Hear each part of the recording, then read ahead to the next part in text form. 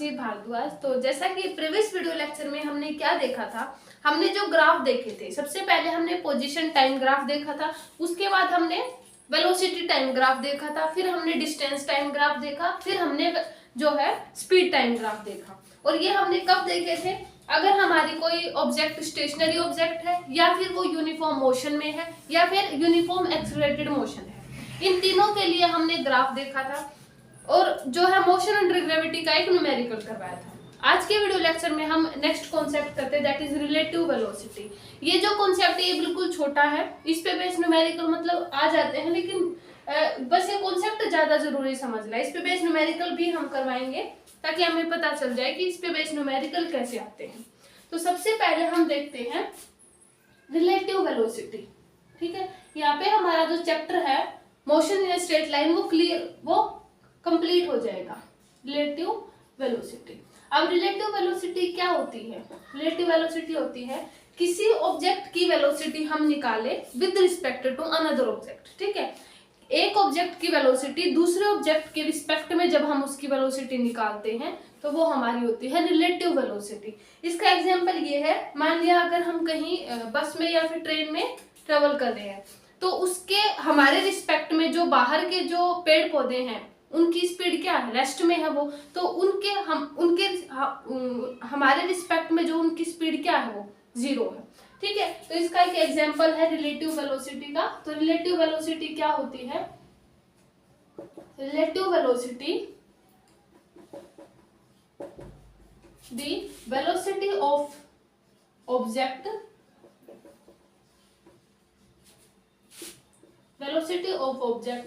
With respect to another object.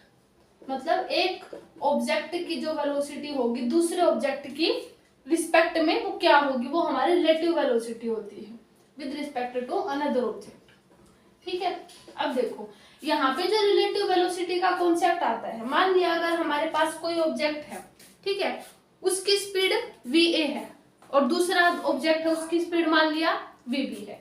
तो अगर हमें क्या निकालनी हो? रिलेटिव वेलोसिटी निकालनी हो a की विद रिस्पेक्ट टू b, तो उस केस में हमारे पास क्या बनेगा? That is va minus vb। ठीक है, अगर हमें a की वेलोसिटी निकालनी हो b के रिस्पेक्ट में तो हम लिखेंगे va माइनस vb। अगर हमें vb की वेलोसिटी निकालनी हो विद रिस्पेक्ट टू a, तो उस केस में हमारे पास क्या आ जाएगा? vb माइनस का va। ठीक है, बेसिकली हमें ये फॉर्मूले ध्यान रखने हैं। अगर हमें एक ऑब्जेक्ट की वेलोसिटी निकालनी हो दूसरे ऑब्जेक्ट के रिस्पेक्ट में, तो उस केस में हमारा जो ये वेलोसिटी है वो कुछ इस तरीके से लिखी जाएगी। ठीक है, इसका एग्जांपल हम लेते हैं। मान लिया कि हमारी कोई एक कार है, ठीक है, ए स्पीड, मान लिया कोई एक कार है वो हमारी 10 मीटर पर सेकेंड स्पीड से जा रही है वेलोसिटी से। ठीक है, वो और जो कार बी है वो हमारी मतलब कार ए है इससे आगे है बी कार से। ठीक है, उसकी स्पीड हमारे पास कितनी है कार बी की? 6 मीटर पर सेकेंड। अगर हमसे पूछा जाए कि कार ए की जो वेलोसिटी है रिलेटिव वेलोसिटी बताओ विद ए की विद रिस्पेक्ट टू बी, तो हम कैसे लिखेंगे? va माइनस vb, यानी कार ए की जो वेलोसिटी है विद रिस्पेक्ट टू बी के, तो vab is equal to va minus का vb। ठीक है, तो हमारा कितना आ जाएगा? 10 माइनस का 4 यानी 10 माइनस का 6 आएगा ना, तो यानी हमारे पास 4 मीटर पर सेकेंड। ठीक है, ये होती है रिलेटिव वेलोसिटी। अगर इसी में पूछा जाए कि कार बी की वेलोसिटी बताओ विद रिस्पेक्ट टू ए, तो बी ए हो जाएगा 6 माइनस का 10, हमारे पास कितना आ जाएगा? माइनस का 4। ठीक है, यानी ये हमारी कितनी है? -4 मीटर पर सेकेंड इतना वेलोसिटी से इससे कम है। ठीक है, ऐसे आ जाएगा। नेगेटिव साइन हमें यही बताएगा ना कि वेलोसिटी उसकी कम है। ठीक है, तो ये हमारी होती है रिलेटिव वेलोसिटी। ठीक है, इतना ही कॉन्सेप्ट था इसका, बिल्कुल इजी कॉन्सेप्ट था रिलेटिव वेलोसिटी। ठीक है, अब हम जो मैंने बोला था कि जब हम यहाँ पे अपना जो चैप्टर है वो कंप्लीट हो जाएगा, तब हम क्या करेंगे? पूरा जितने भी कॉन्सेप्ट हमने करवाए हैं उन कॉन्सेप्ट पे हम क्वेश्चन करेंगे। ठीक है, कुछ मैंने जो है कॉन्सेप्ट के साथ करवा दिए थे, लेकिन कुछ अब हम शुरू करेंगे क्योंकि ये हमारा चैप्टर कंप्लीट होने वाला है और इस पे बेस हमें न्यूमेरिकल जरूरी है। ठीक है, तो पहले हम जो है जितने भी कॉन्सेप्ट हमारे हुए हैं उन सब पे हम न्यूमेरिकल करते हैं। अब देखो ये क्वेश्चन है, ये बिल्कुल इजी है, जो मैंने कॉन्सेप्ट करवाए हैं उन्हीं पे बेस में क्वेश्चन करवा रही हूँ। पहले आप इनको खुद ट्राई कर लेना, उसके बाद मैं सॉल्व करूंगी, तब आप इसको मैच कर लेना। तो देखो इसमें हमें क्या बताना है, वेलोसिटी टाइम रिलेशन हमें गिवन है इलेक्ट्रॉन का, स्टार्टिंग फ्रॉम रेस्ट से स्टार्ट हो रहा है, v इज इक्वल टू के टी है। k की वैल्यू बेसिकली हमें गिवन है 2 मीटर पर second square. Calculate distance traverse in the 3 second. Distance traverse, अब हमें पता है जो वेलोसिटी टाइम रिलेशन है, डिस्टेंस का और टाइम का क्या रिलेशन होता है। डिस्टेंस और टाइम मैंने बताया था कि s is equal to u t plus half a t square. अब इसमें कोई मोशन अंडर ग्रेविटी नहीं है कि हम एक ही जगह g लिखें, तो आप यहाँ पे बिल्कुल कंफ्यूज मत होइए कि यहाँ पे एक ही जगह g आएगा कि नहीं। अगर मोशन अंडर ग्रेविटी का कोई कॉन्सेप्ट आता है तब हम एक ही जगह g लेंगे, अदरवाइज हमारा ये फॉर्मूले रहेंगे काइनेमेटिक इक्वेशन ऑफ मोशन की। अब देखो इसमें वेलोसिटी टाइम ग्राफ रिलेशन है v इज इक्वल टू के टी, यानी हमारे पास भी हम 2t मान सकते हैं क्योंकि यहाँ पे k2 है। हमें डिस्टेंस निकालनी है, ठीक है। अब हमें डिस्टेंस निकालने के लिए सबसे पहले हमें क्या करना पड़ेगा, यहाँ पे एक्सेलरेशन निकालना पड़ेगा। a हमें पता है dv बाई dt होता है, dv बाई dt होता है, तो यहाँ पे कितना आ जाएगा, a 2 आ जाएगा, ठीक है, ये निकालना है। अब ये देखो यहाँ पे u क्या होगा कि स्टार्टिंग फ्रॉम रेस्ट, यानी शुरू में ऑब्जेक्ट क्या थी, रेस्ट में थी, तो उस केस में उसकी इनिशियल वेलोसिटी क्या होगी, 0, तो इसको हम लिखेंगे 0 प्लस का हाफ, a की जगह पे हमारा कितना है 2, और t की स्क्वायर मतलब हमें कितने पे बताना है, 3 सेकंड में, ठीक है, तो 3 सेकंड पे बताना है तो हम इसका 3 का स्क्वायर लिखेंगे, ठीक है। इसको हम सोल्व करेंगे, कितना बचेगा 1/2 इंटू 9, ठीक है, हमारे पास कितना बचेगा 9 मीटर। तो हमारे पास कितने डिश, बिल्कुल बेसिक था ये, ठीक है। अब ये बिल्कुल बेसिक मैंने इसलिए करवाया क्योंकि इसके बाद में थोड़े से हार्ड न्यूमेरिकल करवाऊंगी, ठीक है। ये थोड़ा सा आपका कॉन्फिडेंस बूस्ट करने के लिए किया था मैंने, ठीक है। उसके बाद हम करते हैं नेक्स्ट न्यूमेरिकल, जो मैंने जो मोशन अंडर ग्रेविटी के कुछ जो है 8 या 9 की पॉइंट मैंने बताए थे, उन पे बेस मैं एक न्यूमेरिकल करवा रही हूँ। थोड़ा सा उसमें थोड़ी सी डिफिकल्टी है, बाकी हमारा जो फॉर्मूला है वही यूज होगा, ठीक है। तो अब हम करते हैं नेक्स्ट न्यूमेरिकल। अब देखो ये जो क्वेश्चन है ना, ये हमारा नेट में आया हुआ है और इसमें कॉन्सेप्ट कौन सा लग रहा है, जो हमने किया था, ठीक है। मतलब अब देख लो ये हमारा बेसिक होना कितना जरूरी है, ठीक है। उस ये जो बेसिक है ये हमारे जो हाईएस्ट कॉम्पिटिटिव एग्जाम है उनमें भी जरूरी होता है। तो देखो ये हमारा नेट का क्वेश्चन है, लेकिन कॉन्सेप्ट इसमें हमारा यही लग रहा था मोशन अंडर ग्रेविटी का, इसलिए मैंने वहां से लिया है ये। अब देखो कोई ऑब्जेक्ट है, ठीक है, एक क्वेश्चन पे गिर रही है हाइट ऑफ 10 मीटर, मतलब मान लिया कि कोई ऑब्जेक्ट है, हमने वो तकिए पे डाल दी और उसकी कितनी हाइट पे, 10 मीटर पे, देखो 10 मीटर हाइट है, और बीइंग इट, ये जो है हिट करेगा उसको, क्वेश्चन जो है डिप्रेस। अब तकिया हमें पता है बिल्कुल फॉर्म का होता है, जब हम 10 मीटर की हाइट पे उस ऑब्जेक्ट को डालेंगे उसके तकिए के ऊपर, तो क्या होगा, वो थोड़ा सा नीचे की ओर जाएगा, तो वही बता रखा है, ये जो डिप्रेस हुआ है 0.1 मीटर है, ठीक है। उसके बाद अज्यूमिंग कि question provide a constant resistive force, उसके बाद deceleration of object after hitting the question terms of जो है ड्यू टू ग्रेविटी, हमें जी की टर्म में बताना है कि जो ऑब्जेक्ट है उसका डिक्लेरेशन कितना हुआ है। अब देखो इसमें हमारे पास जो मैंने बताया था, जब हमने मोशन अंडर ग्रेविटी का न्यूमेरिक जो कॉन्सेप्ट किया था, उसमें मैंने बताया था कि जब हम किसी ऑब्जेक्ट को ऊपर से गिराते हैं, ठीक है, तो उस केस में हमारे पास उसकी वेलोसिटी कितनी होती है, 2gh, ये मैंने बताया था। उसमें हमारे पास शायद 8th पॉइंट था ये हमारे पास, है ना।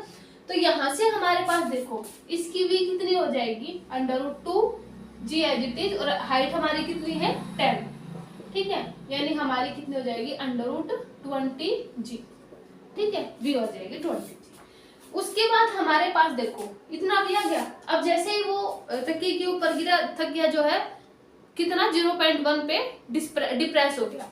अब डिप्रेस हो गया इसका मतलब वो हमारे पास किसकी वैल्यू है, s की, ठीक है। अब देखो s हमारे पास कितना है 0.1, ठीक है, 0.1 मीटर है, ठीक है। अब देखो इसमें हमारे पास क्या फॉर्मूला था हमारे पास, क्योंकि हमें बताना है एक्सेलरेशन ड्यू टू ग्रेविटी के टर्म में डिक्लेरेशन कितना हुआ है। इसमें हमारे पास फॉर्मूला था that is v² - u² is equal to 2as। इसमें हम ये फॉर्मूला यूज करेंगे क्योंकि हमें s गिवन है और v गिवन है, तो इसलिए इनमें जो रिलेशन है, रिलेशन के हिसाब से हम फॉर्मूले को देखेंगे कि ये यूज होगा इसमें। अब देखो हमारे पास जो ये हो जाएगा ना, अब देखो जैसे ही वो तकिए के ऊपर गिरा ऑब्जेक्ट, उसके बाद जब उसकी जो इनिशियल स्पीड है वो हमारी कितनी मानेंगे हम, 20g, क्योंकि हमने यहाँ पे इसकी स्पीड निकाली है हाइट से गिरने के बाद, तो इसको हम क्या मानेंगे, इनिशियल स्पीड। और फाइनल वेलोसिटी, फाइनल स्पीड हमारी क्या हो जाएगी, 0, क्योंकि हमें पता है ऑब्जेक्ट गिरने के बाद वो 0 ही होता है उसकी स्पीड या वेलोसिटी, तो ये फॉर्मूला यूज करेंगे। अब हमारे पास ये क्या हो जाएगी, 0, ठीक है। इनिशियल स्पीड हम इसको मान लेंगे, फाइनल वेलोसिटी हो जाएगी 0, तो यहाँ पे हमारा इसका स्क्वायर करेंगे तो 20g इज इक्वल टू कितना, 2, और एक्सेलरेशन डिक्लेरेशन पूछा है ना, तो इसको -a लिखेंगे, ठीक है। और s की हमारी वैल्यू कितनी है, 0.1, ठीक है। इसको हम सोल्व करेंगे नीचे 10 करके, यहाँ पे उस तरफ ले जाएंगे, -a कैंसिल हो गया, कितना आ जाएगा 200/2, और a इज इक्वल टू कितना आ जाएगा 100, और क्या पूछा था हमसे, g, 100g, सॉरी ये बचेगा ना g, ठीक है। तो हमारे पास कितना बचेगा, 100g। तो यही हमसे पूछा था कि जो डिक्लेरेशन ऑफ ऑब्जेक्ट होगा आफ्टर हिटिंग द सोल्यूशन, ठीक है, in terms of acceleration due to gravity, acceleration due to gravity के टर्म में हमसे डिक्लेरेशन पूछा था, तो a इज इक्वल टू कितना आ जाएगा 100g।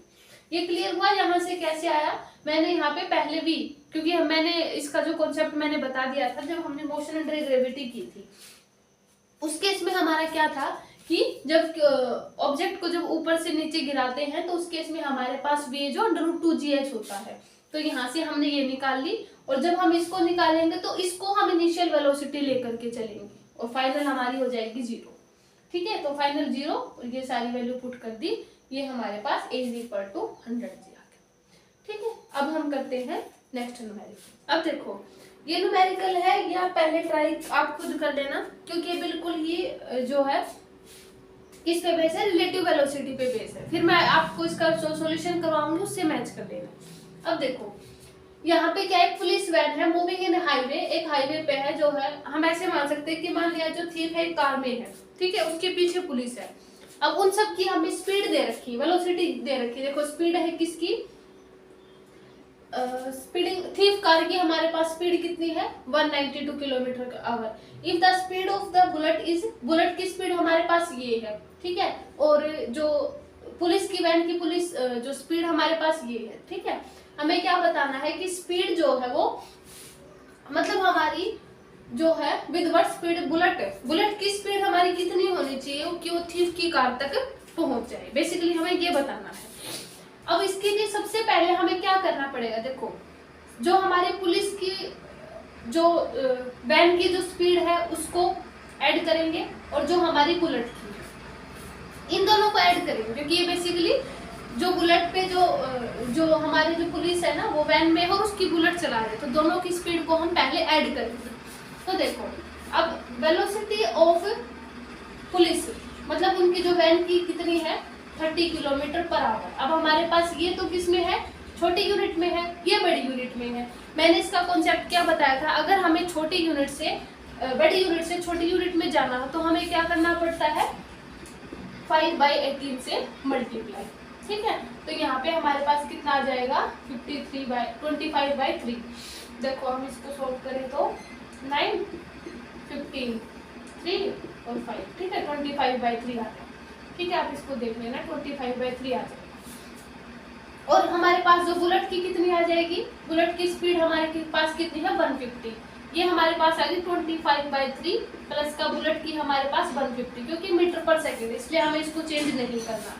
तो यहाँ पे हमारा कितना आ जाएगा, 475/3, ठीक है। ये हमारे पास टोटल स्पीड आ गई किसकी, जो हमारे पास पुलिस की थी और जो बुलेट की थी, उन दोनों वे दोनों किसमें थे, कार में बैठे थे और बुलेट चला रहे थे, तो उन दोनों का ये टोटल स्पीड आ गई, ठीक है।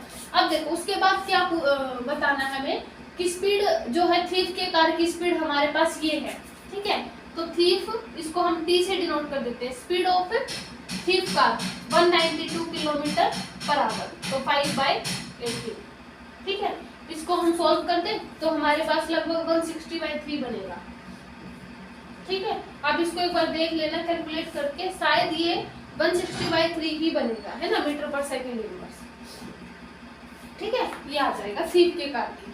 अब देखो ये जो मैंने वेलोसिटी ऐड की है ना, ये पता है किसके रिस्पेक्ट में की है? ग्राउंड के रिस्पेक्ट में। अगर एक दूसरे के रिस्पेक्ट में कर रहे होते ना हम, तो यहाँ पे इनको हम माइनस करते होते, है ना। तो यहाँ पे मैंने क्या किया है, विद रिस्पेक्ट टू ग्राउंड किया है। ठीक है, आप यहाँ पे बिल्कुल कंफ्यूज मत होना कि यहाँ पे तो कॉन्सेप्ट कुछ और बताया था, लगा कुछ और दिया। मैंने यहाँ पे इन दोनों की स्पीड को ऐड किया है with respect to ground, ground के रिस्पेक्ट में इन दोनों को जोड़ा है। क्लियर हुआ? तो मैंने इसलिए यहाँ पे किया है। अब हमें क्या बताना है? अब हमें वो स्पीड बतानी है। स्पीड के लिए हमें क्या करना पड़ेगा? ये जो स्पीड हमारे पास माइनस का 160/3, ठीक है, यहाँ पे इसमें से इसको सब्ट्रैक्ट कर देना, तो हमारे पास वेलोसिटी लगभग कितनी आएगी? 105 मीटर पर सेकेंड। यानी उसकी जो है बुलेट की जो है इतनी स्पीड होनी चाहिए कि वो थीफ की कार को लग जाए। ये कॉन्सेप्ट क्लियर हुआ? कैसे आया है? ये ऐसे आया है कि मैंने पहले उन दोनों की, जो पुलिस की जो कार है और जो बुलेट की जो स्पीड, पुलिस की कार की जो स्पीड है ना और जो बुलेट की स्पीड है, उन दोनों को मैंने ऐड किया। उन दोनों को ऐड किया है किसके रिस्पेक्ट में? With respect to ground. एक दूसरे के रिस्पेक्ट में मैंने नहीं किया है। कभी आप ऐसे कंफ्यूज हो जाओ कि माइनस आना चाहिए था, तो इसलिए मैंने ग्राउंड के रिस्पेक्ट में किया, तो इन दोनों को प्लस किया है। ये आ गया। उसके बाद हमारी ये आ गई थी टोटल वेलोसिटी, टोटल स्पीड। उसके बाद हमारे थीफ के कार जो थी उसकी इतनी थी, उसका जो था 160/3 आ गई थी, फिर 5/3 से मल्टीप्लाई करके। उसके बाद इन दोनों को हमने सब्ट्रैक्ट किया, तो ये हमारे पास जो थीफ की जो बुलेट की है वो इतनी स्पीड होनी चाहिए कि वो थीफ की कार को लग जाए। इतना क्लियर हुआ? ये हमारा कॉन्सेप्ट है रिलेटिव वेलोसिटी पे बेस। अब हम करते हैं नेक्स्ट न्यूमेरिकल। अब देखो ये जो न्यूमेरिकल है, इसमें मैंने जो एवरेज वेलोसिटी का कॉन्सेप्ट बताया था ना, उसमें मैंने क्या बताया था कि हमारा जो अगर दो ऑब्जेक्ट होती तो हमारा फॉर्मूला होता है 2v1v2 bye v1 plus v2। ये मैंने कॉन्सेप्ट बताया था एवरेज वेलोसिटी का, जब हमारे पास दो ऑब्जेक्ट की वेलोसिटी गिवन होती है। ठीक है, अब हमारा जो इस कॉन्सेप्ट में हमसे क्या पूछा है कि हमारे पास क्या है, तीन वेलोसिटी है। ठीक है, तो उस केस में हम कैसे निकालेंगे उसकी average velocity, sorry average speed. ठीक है, देखो फर्स्ट वन हमारा 1/3 journey is 20 kilometre per hour, next हमारी कितनी है 40, और नेक्स्ट लास्ट 1/3 हमारे पास 60 किलोमीटर। तो उस केस में हमारे पास क्या फॉर्मूला होता है? देखो v एवरेज स्पीड हमारे पास क्या आ जाएगी, is equal to 3 of v1 v2 v3 by v1 v2 plus v2 v3 plus v1 v3। ये हमारे पास एवरेज वेलोसिटी, एवरेज स्पीड का फॉर्मूला होता है जब हमारे पास तीन स्पीड गिवन होती है। ठीक है, तो अब इस स्पीड को ध्यान रखें कि अगर हमारे पास तीन स्पीड गिवन होती है तब हम ये वाला फॉर्मूला यूज करेंगे। ठीक है, तो यहाँ पे देखो एवरेज स्पीड क्या आ जाएगी, v एवरेज हमारे पास कितनी आ जाएगी, देखो 3v1 हमारी कितनी है 20, v2 हमारी कितनी है 40, v3 हमारी कितनी है 60। ठीक है, 60 है। उसके बाद v1 v2 20 40 प्लस का v2 v3 40 60। ठीक है, प्लस का हमारे पास 60 एंड 20 ये हो जाएगा। ठीक है, v1 और v3, फिर ये v1 v2 v2 v3 v1 v3। ठीक है, अब देखो इन सब को हम, आप इनका मैथमेटिकल कैलकुलेशन कर लेना, इसका शायद लगभग 32.7 कुछ बनेगा किलोमीटर पर आवर। ध्यान रहे किलोमीटर पर आवर में ही आएगा। इसको एक बार कैलकुलेट कर लेना, मैथमेटिकल शायद तो यही आना चाहिए। मैंने इसको कैलकुलेट किया था, हमारे पास कितना आया था 32.7, हाँ ठीक है यही है। ठीक है, 32.7 किलोमीटर पर आवर है। ठीक है, तो यही आ जाएगा।